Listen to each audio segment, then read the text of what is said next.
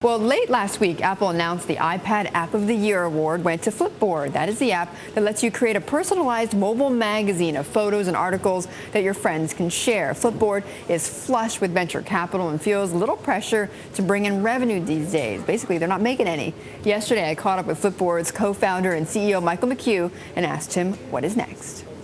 Our goal is to allow people to flip through all the content that their friends are sharing with them across these social networks and arrange that in something that looks very much like a magazine, where you flip from one page to the next. And we do think that full-page style advertising can work well in that context. It'll feel very much like the kinds of ads you see in a magazine. And I think hopefully will also reflect the same kinds of economics that you see in print-style advertising. And the publishers, they're okay with this?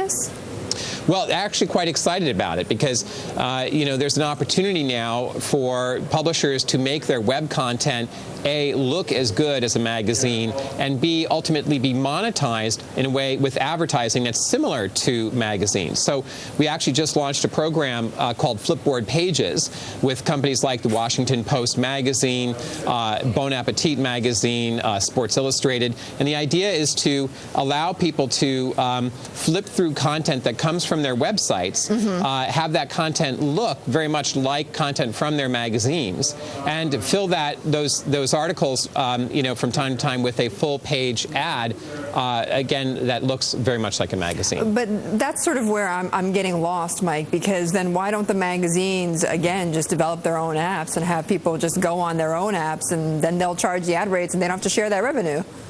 Yeah, well, they are actually doing that. There are magazine applications that are quite popular now for the iPad, which you can download. Washington Post has one, for example. But the thing is that the web is also incredibly relevant on the iPad and is really very much in need of a facelift. The iPad gives an opportunity for normal web content that's dynamic and fresh and up to the minute to have it look just as good as these magazine-style apps. And so both places, the web and these magazine apps, are places that people are getting their content from today, and they can both be monetized in a similar fashion. I see. So at what point then, Mike, are you going to start to need to generate some revenue?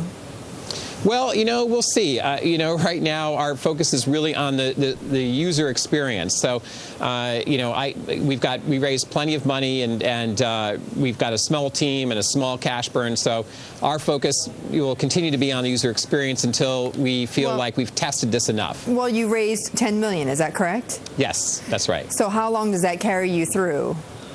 That should carry us through for quite some time. I mean, we have, a couple of years worth of cash in the bank, and that gives us plenty of runway to experiment, try things out, and really do right by both the reader as well as the publisher, and build a model that's really going to be sustainable and durable.